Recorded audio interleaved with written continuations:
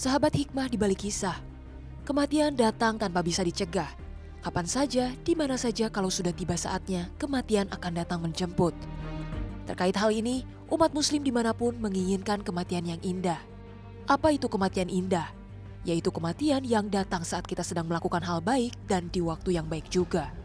Salah satu contohnya seperti yang dialami Wali Kota Bandung, Odet M. Daniel. Pria yang akrab disapa Mang Odet ini terjatuh saat akan menjadi khatib salat Jumat di Masjid Mujahidin Bandung, Jawa Barat. Mang Odet sempat dibawa ke Rumah Sakit Muhammadiyah Bandung guna menjalani pemeriksaan kesehatan. Meski demikian, nyawa Wali Kota Bandung periode 2018-2023 ini tak tertolong dan dinyatakan meninggal dunia. Kejadian meninggal saat tunaikan ibadah juga terekam dalam kamera pengawas di Masjid Besar Kota Tanjung Balai, Sumatera Utara. Awalnya jemaah bernama Kalpen Mangunsong nampak melakukan posisi salat seperti biasa. Dewan Penasehat BKM Masjid Besar Se Tualang Raso ini mengembuskan nafas terakhirnya saat sedang melakukan sujud salat Qobliyah Maghrib. Kalpen yang tak kunjung bangun kemudian membuat geger jamaat masjid lainnya. Indahnya, kematian mereka datang saat sedang menunaikan ibadah di rumah Allah. Apa yang bisa kita lakukan agar saat maut menjemput kita sedang dalam kondisi baik?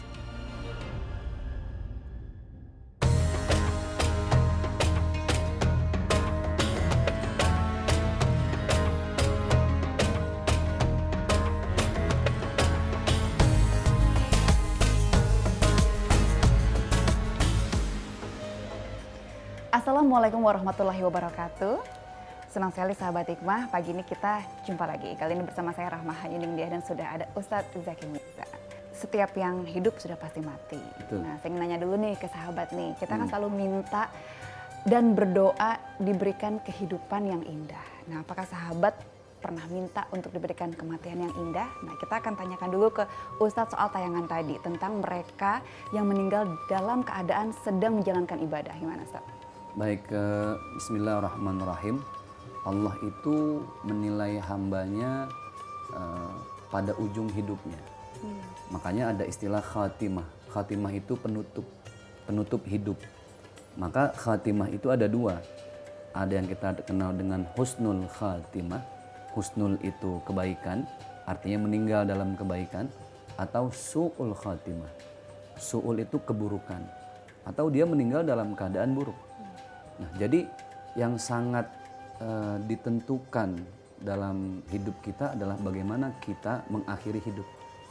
Ada orang yang ibadahnya puluhan tahun gitu ya, tapi tiba-tiba satu malam dia maksiat, di malam itulah dia meninggal, maka dia tutup hidupnya dengan keburukan, su'ul khatimah.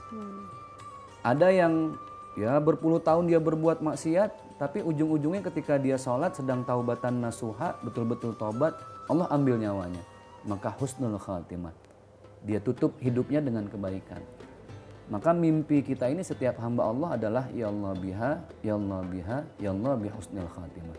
Ini doa yang sering banget dibacain sama ibu-ibu kalau lagi mau pengajian-pengajian di kampung-kampung gitu ya.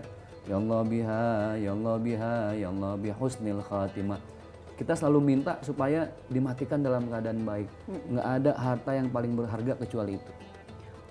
Mungkin kalau bisa dibayarin pakai uang, wah ini harganya udah nggak bisa diukur pakai benda sebanyak apapun. Jadi itulah yang kita minta, meninggal dalam keadaan sedang berbuat baik. Permasalahannya adalah yang jadi penentu kita akan kemudian masuk surga atau neraka itu berarti ujungnya itu? Ujungnya. Nah, makanya setiap kita mau melangkah ke tempat maksiat, setiap kita mau bikin dosa, nah gitu ya sahabat-sahabat hikmah, coba ribuan kali kita pikir deh, aduh jangan-jangan ini yang satu langkah gue masuk ke tempat maksiat, ini langkah terakhir nih.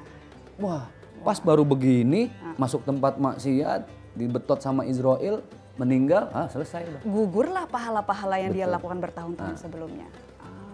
Dan sebaliknya, ketika kita banyak berbuat maksiat, tapi satu langkah kita masuk ke masjid, ambil air wudhu, kita sholat, kita sujud, netesin air mata tobat di atas sejadah, oh tiba-tiba meninggal, oh itu yang paling indah. Itu maksiat-maksiat sebelumnya udah deh, hilang. Wah, diputihkan. Diputihkan, ada pemutihan dari Pemutihan. Allah. Dikasih Allah itu ya. Betul. Oke, kalau gitu Pak Ustadz, gimana caranya supaya kita termasuk golongan orang-orang yang mendapatkan kematian yang baik itu?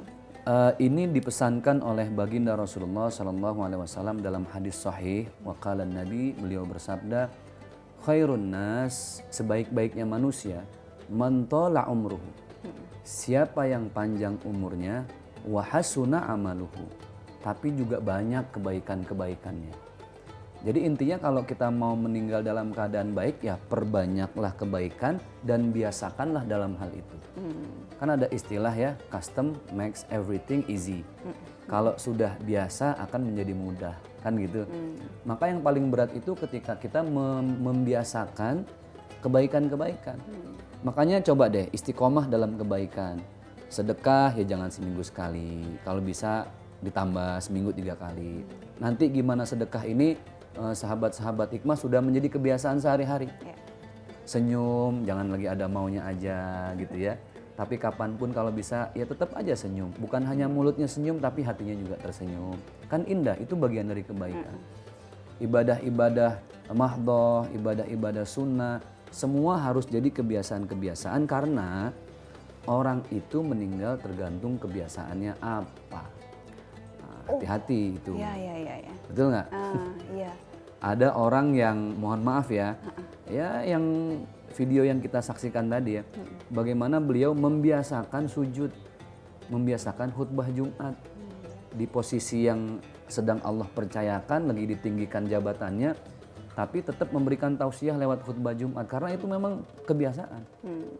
Ada orang yang meninggal ketika dia bersedekah, karena memang kebiasaannya bersedekah, istiqomah dalam sedekah. Ada orang yang meninggal ketika dia sedang bertausiah. Memang sudah kebiasaannya selalu menyampaikan tausiah. Jadi hati-hati. Jangan berpikir, masih muda, umur masih 25. Rasul aja 63. Nah itu yang bikin kita jadi malas banget buat membiasakan kebaikan. Kita sering lupa kalau ternyata yang namanya ajal itu bukan milik orang sakit, bukan milik orang tua.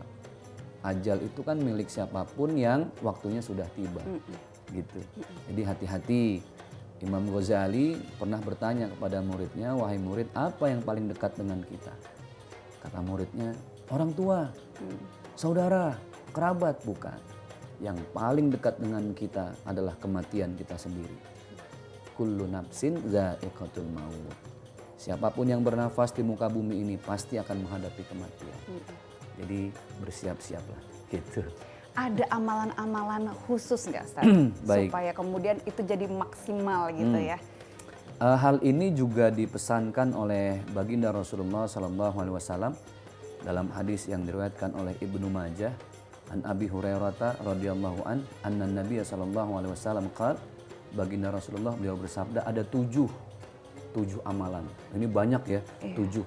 Tapi saya nggak bahas semua. Satu di antaranya adalah au mushafan warathahu. Quran yang kita sedekahkan, Quran yang kita wakafkan. Nanti pahalanya berlipat-lipat kembali untuk kita sendiri. Ada juga au masjidan banahu, kita ikut membangun masjid. Ada juga nanti au baitan banahu libnis sabil, kita bantu bangun pesantren. Masih banyak lagi. Ya intinya insya Allah apapun jenis kebaikannya itu jadi investasi akhirat kita. Dan jadikan itu kebiasaan. Harus. Nah, itu dia. Nah, ini ngomongin soal kebiasaan. Ustaz, saya kalau biasa belanja itu ya, pasti pertama yang saya incar itu adalah ini ada cashback-nya enggak ya? Betul. Cashback. Ayo pemburu cashback berapa? Kita akan bahas ini loh ya. Ini kira-kira kalau dalam hukum Islam seperti apa? Jangan kemana-mana.